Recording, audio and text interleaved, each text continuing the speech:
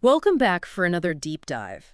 We're tackling Simon Sinek this time around, specifically his recent interview on the Diary of a CEO podcast. Sinek, of course, is the find your purpose guy, the start with why guy. Right, his work has been hugely influential. But is all that still relevant today? I mean, post-pandemic, everything feels different. Well, a lot of people are asking that question. Does purpose even matter anymore? I mean, people are just trying to get by. Well, that's exactly what we're digging into today. Uh. So, is Sinek's why still relevant? Let's find out. Okay, so what does Sinek have to say about all this? He actually addresses this head on. He says the why is more important than ever. Interesting. But he also says it's evolving. He makes this point that get this, even traumatic experiences can actually shape our why. Okay, now that is interesting. He tells this really powerful story about a woman who had, a pretty rough childhood. Her father was abusive. Wow. Yeah, really tough situation. So how does that kind of trauma lead to a positive why? That doesn't seem to track, That's where it gets really fascinating.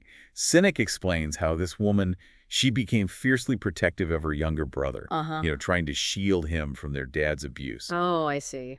And that experience, it became the foundation of her why. It shaped her purpose. Exactly. Her why is all about creating safety and security for people. That's amazing. It's like what she went through, it didn't break her. It actually gave her this incredible strength. That's what Sinek's getting at. He says it's about integrating those experiences, even the dark ones. Yeah, finding meaning in them. So it's not all sunshine and rainbows. Right. It's about the whole picture, light and shadow. It makes you wonder how many people out there have a why that's been shaped by, the tough stuff they've overcome. Probably a lot more than we realize. Okay, but Sinek doesn't just stop at personal purpose. He also wades into how COVID and, the whole remote work thing has messed with our work culture. Oh, he goes there. And he's not holding back. What did he have to say about that? He's concerned about how remote work has blurred the lines between our work lives and, our personal lives. Yeah, big time. We're constantly connected, checking emails, feeling the pressure to be available 24/7. Ugh, tell me about it. It's like we can't escape work. He calls it the always-on culture. And it's exhausting. It really is. But, okay, so how do we deal with this? Does Sinek offer any solutions? He does. And this is where it gets kind of wild. Okay, I'm intrigued. He actually draws inspiration from, get this, polyamorous relationships. Wait a minute, polyamory, what does that have to do with work? Think about it. In those relationships, the key is honesty and transparency. Right. Everyone's on the same page. Exactly. Sinek says we need that same level of honesty in the workplace. So like being upfront about our boundaries, our work-life balance. He actually calls it polywork. Polywork. Okay, so like a relationship contract, but for work. I like it. It's all about defining those expectations up front, being clear about what everyone's willing to give. Makes total sense. And this polywork idea, it even applies to salary negotiations. Okay, now how does that work? Well, Sinek says instead of approaching those conversations like it's a demand, we should treat them as a collaboration. And more like a partnership. Exactly. Be upfront about your needs, but also be ready to listen and, compromise. Find that win-win. I like it. It's a total shift in mindset. Okay, but speaking of communication, Sinek also talks about the importance of, just listening, right? Absolutely. That's a big one for him. But he's not talking about just hearing words. It's deeper than that. He's talking about deep listening, really understanding what the other person's saying and making them feel heard. Sounds hard. Even Sinek admits he had to learn this the hard way. He used to, dominate conversations, try to fix everything. We've all been there, so what changed? He describes this moment where he realized he needed to, hold space for his partner. Interesting. Instead of jumping in with solutions, he started asking open-ended questions. Like, tell me more. Exactly. Or what else? Or just go on. Creating that safe space for her to really express herself. That's the key. Those are some really practical tips. I'm going to try that. Me too. It's like that saying, you have 2 ears and 1 mouth for a reason. Yeah, sometimes we just need to shut up and listen. And Sinek brings this back to work too, especially when it comes to supporting colleagues who might be struggling. Right. Sometimes people just need to be heard before they can even think about solutions. Makes sense. Especially for those folks Sinek calls empaths, The ones who absorb everyone's stress. They need to listen more, not try to fix everything. Exactly. He suggests instead of giving advice, ask, what do you need? Or how can I support you? Simple but powerful. It's about being present, not just a problem solver. Totally. And Sinek, he doesn't shy away from tackling some of the, well, tougher topics out there. Like what? He dives into those generational differences everyone's talking about. Oh boy, that's a minefield. He gets into those criticisms of Gen Z, Yeah. their resilience, their work ethic. Yeah, that's a hot button issue. Yeah. What does Sinek say about all that? Does he buy into those criticisms? Well, he's actually pretty balanced about it. He says, yes, some of those concerns about Gen Z's resilience might be valid. Really? He points out that they've grown up with technology kind of shielding them from, real-world bumps and bruises. Like a digital safety net. Exactly. But Sinek, he also says it's not that simple. There's more to it than just, blaming smartphones. Right. He brings up the whole participation trophy thing. Oh, yeah, everyone gets a prize. And this idea that, failure is something to be avoided at all costs. Interesting. So he's saying that might have actually backfired a bit. Made them less able to cope with setbacks. Exactly. But he's not saying it's Gen Z's fault or anything. More like it's the environment they grew up in. It's about understanding the context. Okay, that makes sense. And he's really big on encouraging open dialogue between the generations. Yeah, instead of just pointing fingers. We need to listen to each other, understand each other's experiences. I find some common ground. Exactly. And guess what? He ties this back to the why. Really?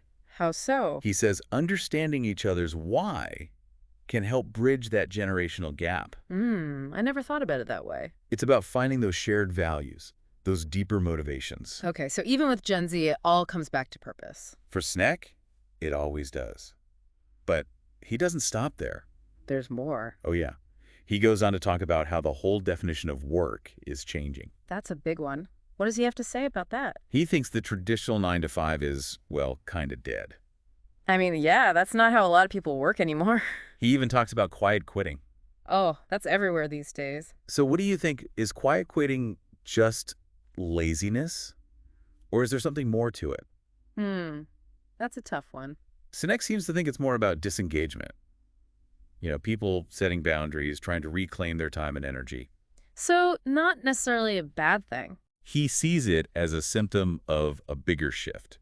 The rise of the gig economy, the blurring of lines between traditional jobs and, side hustles. It's like the old rules of work just don't apply anymore. Right. People are redefining what work means to them. That's definitely happening.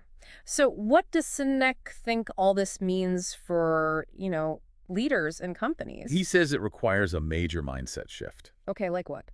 Both employers and employees need to be way more upfront about their expectations. More honesty, more transparency. It's like that relationship contract idea, but for work. Right. Be clear about what you need, what you're willing to give. No more guessing games. Exactly. He also thinks companies should focus more on outcomes, not just hours worked. Results-oriented, not clock watching. Exactly. Give people the freedom to manage their own work as long as they deliver the results. I like that approach. But Sinek, he doesn't just talk about honesty at work. Nope. He goes there with personal relationships, too. And he brings up those polyamorous relationships again, right? He does. And it's not just about, alternative relationship models. It's about applying those principles of honesty and transparency to all our relationships. So even if you're monogamous, there's something to learn from that. Absolutely. Yeah. Sinek says it's about being upfront about your needs, your desires, your expectations. Even if they challenge societal norms. Especially then. Okay, but there's got to be a balance, right? When is it okay to be brutally honest, and when do you maybe hold back? Sinek acknowledges that. He says honesty has to be balanced with, emotional intelligence and sensitivity. Right, reading the room. Sometimes delaying a tough conversation, waiting until things cool down can actually be more productive. Makes sense. Picking your battles. But he also stresses that avoiding those conversations altogether, that can be just as damaging. Like sweeping things under the rug. Exactly. He says that can lead to resentment, distance in your relationships. So it's a delicate dance. Honesty is crucial, but so is knowing when and how to deliver it. In Sinek, he even shares this anecdote about attending a friend's play. Oh yeah, the one he thought was terrible. Yep. But instead of, giving immediate criticism, he waited until the next day to share his thoughts in a way that was, well, more constructive. Timing is everything. It's about finding that sweet spot between being authentic and being considerate of the other person's feelings. Easier said than done sometimes. But okay, so Sinek talks about honesty in work, in relationships. What else? He gets into those gender differences, especially in terms of leadership. Another hot topic. He acknowledges that, yeah, men and women often communicate differently. They have different approaches to leadership. Okay, but how do we navigate those differences without falling into stereotypes? He says the key is understanding and adapting, tailoring your communication style to the individual, not their gender. Makes sense. And he's not afraid to challenge those traditional expectations. In what way? He says they can hold both men and women back. He particularly talks about how some men, they're feeling lost, uncertain about their role in society. With all the talk about gender equality, you mean? Right. It's like the old rules of masculinity are being questioned. So what does Sinek suggest we do about that? He says we need to recognize that those old expectations, they're limiting. Both for men and women. Absolutely. Men need to feel free to, express their emotions, pursue their own paths, regardless of societal norms. So it's about redefining what it means to be a man in today's world. Exactly. It's not about fitting into a mold. It's about embracing the full spectrum of human experience. I like that. But Sinek, he doesn't sugarcoat things. He brings up a really disturbing statistic. Yeah, the one about suicide. That suicide is the biggest killer of men under 40. It's a wake-up call. Definitely. Sinek says it's a sign that a lot of men are struggling. With unmet needs, lack of support. And he urges us to create space for open conversations about men's mental health. We need to challenge that stigma, encourage men to seek help when they need it. No shame in asking for support. It's a sign of strength. Absolutely. Okay, but Sinek, he doesn't just dwell on the negative. He also talks about opportunities, right? He does. He talks about how relationships are evolving, how those traditional models of monogamy, they're being challenged. So she's talking about open relationships, polyamory, all that. He is. And while he doesn't, advocate for any specific type of relationship, he emphasizes that honesty and communication, those are crucial for any way relationship to work. So whether you're monogamous, polyamorous, whatever, you got to be upfront about what you want. Transparency is key. It's the foundation for trust and respect. Makes sense. But these conversations, they can be tough, right? I mean, especially when you're talking about, potentially challenging societal norms. Sinek acknowledges that.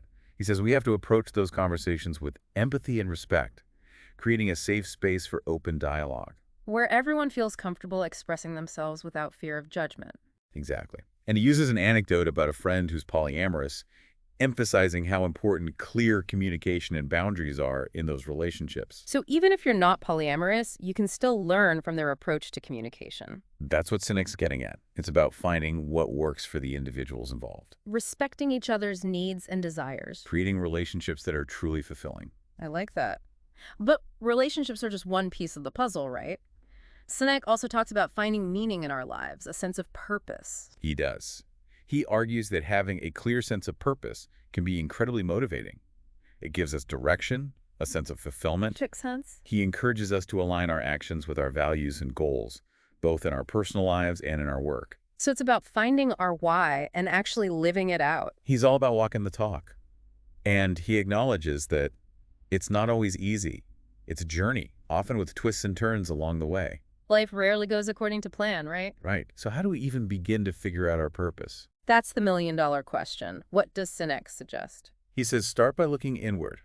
Reflect on your values, skills, and passions. Figure out what makes you tick. Exactly. What brings you joy? What are you good at? And then explore those areas further, even if they're not, the safe or practical choices. Sometimes our purpose is hidden in plain sight, just waiting for us to discover it. I like that. But Sinek, he also points out that our education system, it often doesn't do a great job of preparing us for this kind of self-discovery. That's a big one. He argues that schools often focus too much on technical skills and not enough on the human stuff. The soft skills. Exactly. Things like listening, empathy, communication, conflict resolution, giving and receiving feedback. Those are crucial for pretty much every aspect of life. He's saying those are essential human skills. And they're not just innate, right? You have to learn them. That's what Sinek argues.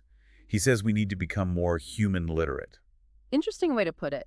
It's not just about knowledge. It's about emotional intelligence. Understanding and managing our own emotions and the emotions of others. That's a game changer, especially in the workplace. Absolutely.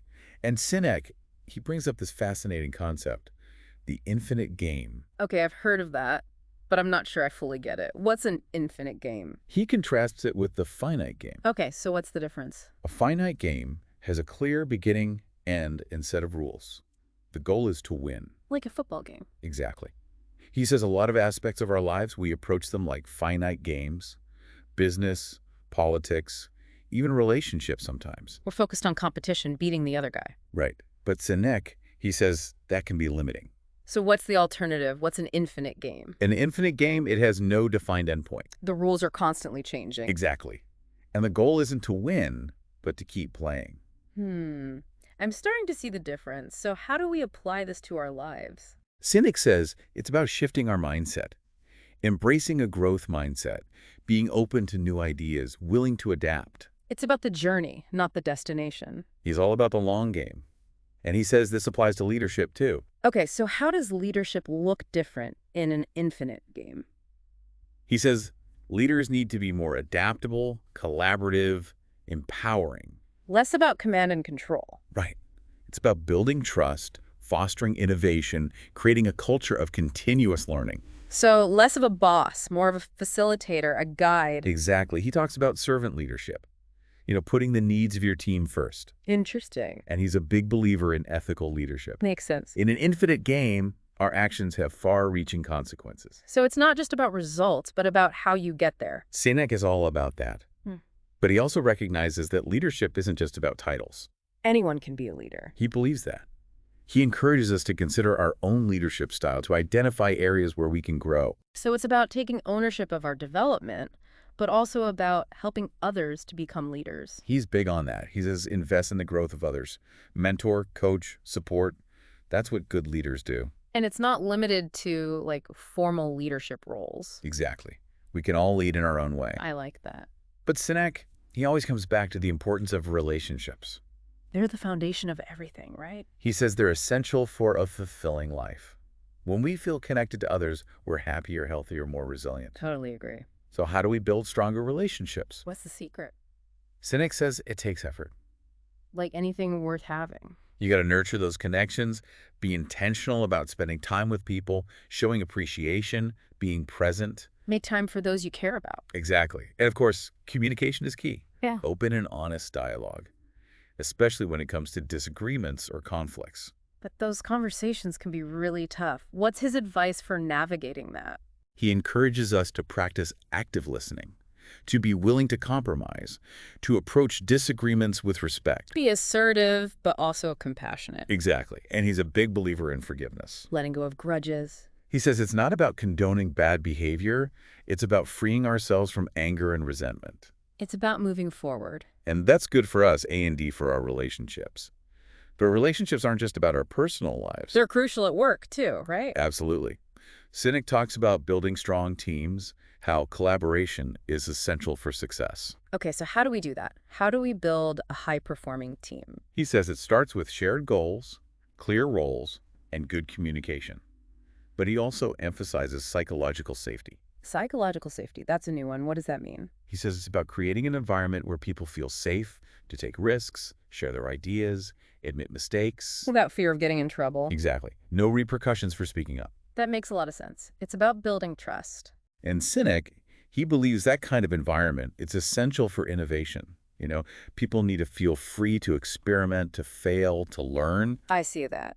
And when the team succeeds, celebrate those wins. Don't forget to have fun along the way. It's about building morale, fostering that sense of camaraderie. Okay, so we've got strong relationships, a clear sense of purpose.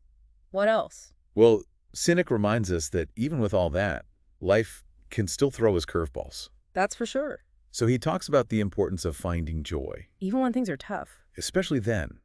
He says joy isn't just a fleeting emotion, it's a deeper state of being. It comes from living a life that's aligned with your values. Finding meaning in what you do, how you live. Exactly. And he says we can find joy in lots of ways. Relationships, work, hobbies, contributing to our community. It's about being present, appreciating the little things. He's big on gratitude. Yeah. Focusing on the good things in your life. Gratitude is a game changer. He also talks about mindfulness. Oh yeah, mindfulness. Yeah. That seems to be everywhere these days. Sinek says it's about paying attention to the present moment without judgment. Just being, without all the mental chatter. Exactly. And the benefits are huge. Less stress, better focus, more self-awareness. That sounds like a superpower. He encourages us to find ways to practice mindfulness in our daily lives. Like meditation. That's one way. Or yoga. Or even just taking a few minutes to breathe deeply and connect with your senses. It's about finding those moments of stillness. Exactly. Yeah. And by being more mindful, we can start to make more conscious choices. Choices that are aligned with what really matters to us. I like that. But okay, let's be real. Even with all the mindfulness and gratitude in the world, we're still going to face challenges. Life throws everyone a curveball now and then. So how do we deal with those setbacks? How do we bounce back? Sinek spends a lot of time talking about dealing with failure. He says it's inevitable. We all fail sometimes. It's part of life. He says it's not the opposite of success, it's a stepping stone to it. You learn more from your failures than from your successes. Exactly. Sinek says we can actually learn and grow from our failures. Become more resilient. Exactly. It's not about avoiding failure. It's about embracing it as an opportunity. Okay, but that's easier said than done, right? Failure doesn't exactly feel good. True. But Sinek says the key is to shift your perspective. Instead of seeing failure as a personal setback, see it as a chance to learn. Analyze what went wrong, figure out how to do better next time, He's all about that. and don't be afraid to ask for help. He emphasizes the importance of having a support system. Reach out to your friends, family, mentors, whoever you trust. You don't have to go through it alone. And by embracing those failures, we can become stronger, more resourceful. Exactly. Failure's not the end, it's a new beginning. But Sinek also talks about being authentic. Showing up in the world as our true selves. That's huge. But authenticity, it can feel elusive. He says it's about being true to yourself, your values, your beliefs. Walking the talk. Exactly. It's about aligning your actions with your values. And he says it's not about being perfect, it's about being real. Embracing our imperfections. He's all about that. He says those imperfections are what make us unique. They make us human. And he encourages us to be vulnerable, sharing our true selves with others. Vulnerability can be scary. He gets that. Yeah. But he says it's essential for building real connections. It takes courage, right? He sees it as a sign of strength. It's about showing up authentically, even when it's hard. Exactly. It's a risk worth taking. But authenticity isn't just about our offline lives. It applies online too, right? With social media and all that. He talks about that. He says our online presence, it's an extension of our personal brand. So we need to be intentional about how we present ourselves online. He's all about that. Be mindful of what you share, the image you project, how you interact with others. It's like your digital reputation. Exactly. And he says the same rules of professionalism apply online. Be respectful, be authentic. No hiding behind a screen. And he encourages us to use our online platforms for good. Share your expertise, your passions, connect with others. Make a difference. He says a strong online presence can open doors, create opportunities. But even with all that, even when we're being authentic and putting ourselves out there, we still need guidance sometimes. He talks about the importance of finding a mentor. Having someone to guide you, support you. Someone who's been there, done that. Someone who can offer advice, encouragement, connections. It's like having a personal board of advisors. He encourages us to seek out mentors who are experienced, who share our values, who are willing to invest in us. Find someone you admire and respect. Someone who can challenge you to grow. But it's a two-way street, right? He says it is. Mentorship is a partnership. So be a good mentee. Be respectful of your mentor's time. Be open to feedback. Be willing to contribute. And he also encourages us to become mentors ourselves. Pay it forward. Share your knowledge, help others to succeed. That's a great way to give back. But Sinek, he doesn't just talk about mentorship. He also emphasizes continuous learning. Lifelong learning. In today's world, you got to keep evolving, right? He says it's essential to stay ahead of the curve. Embrace a growth mindset, be curious, seek out opportunities to learn new things. Never stop growing. He's all about that. And he says learning takes many forms. Reading, workshops, online courses, even just conversations with people who have different perspectives. It's about being open to new ideas and different ways of thinking. He's a big believer in that. Yeah. But he also recognizes that in our pursuit of all this, knowledge and success, we need to take care of ourselves. That's so important. It's easy to burn out. He talks about work-life balance. That's a big one these days. Everyone's struggling with it. Sinek says it's not about achieving a perfect 50-50 split. It's about finding a balance that works for you. So it's personal. Exactly.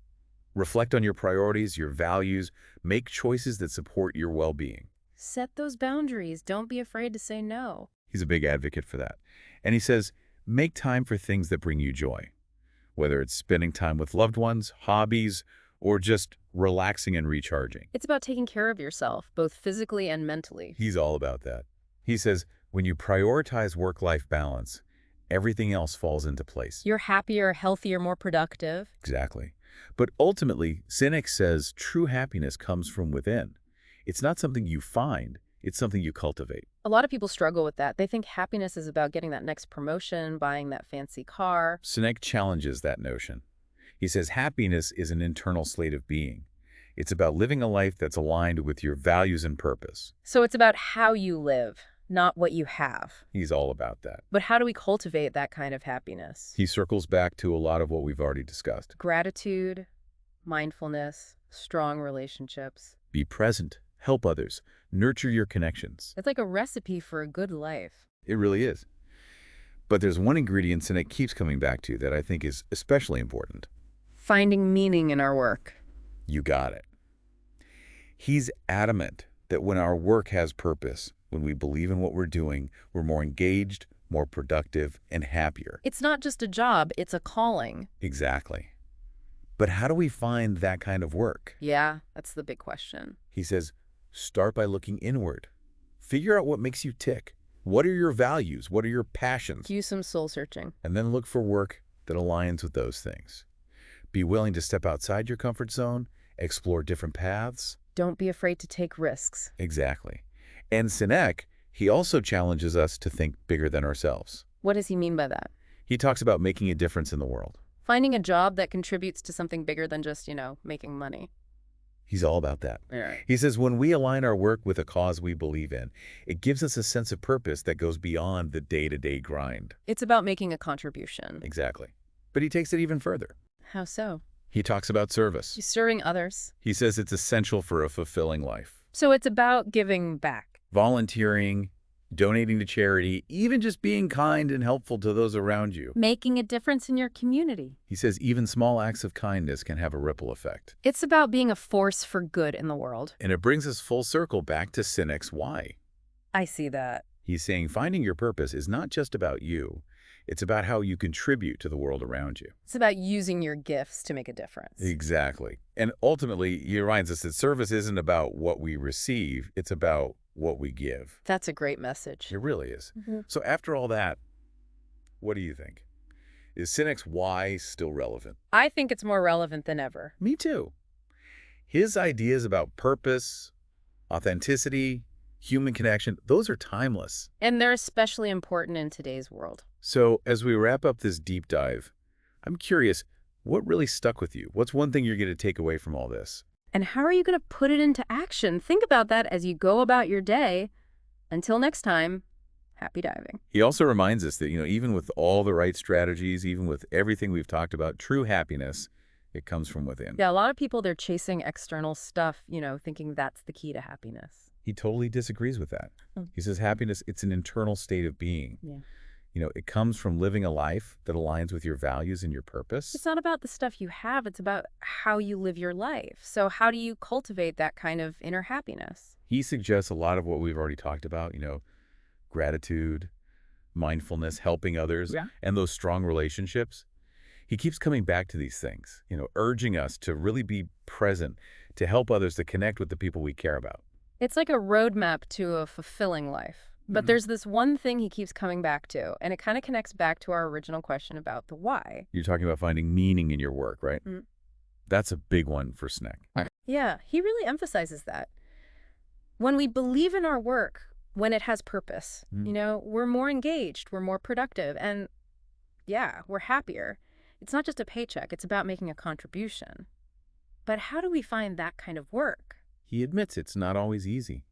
He says you got to reflect on your values, your skills, your passions, figure out what makes you tick, and then, explore career paths that fit those interests, even if they're not the obvious choices. Be willing to step outside your comfort zone, Maybe try something a little unconventional.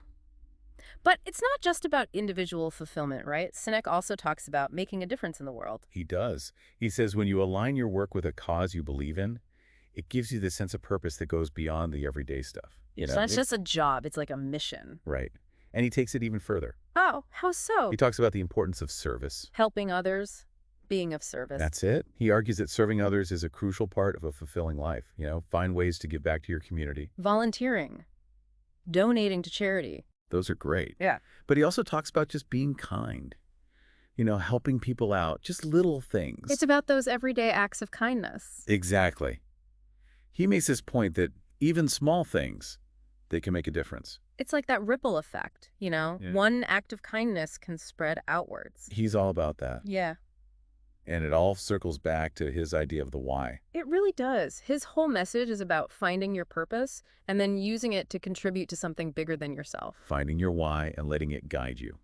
Letting it make the world a better place. Well, I think we've covered a lot of ground today. We've explored Sinek's thoughts on, finding your purpose, navigating the changing world of work, building strong relationships, and even the importance of service and giving back. And we tackled that question of, is Sinek's why still relevant in today's world? I think we can safely say it is. More than ever, I think.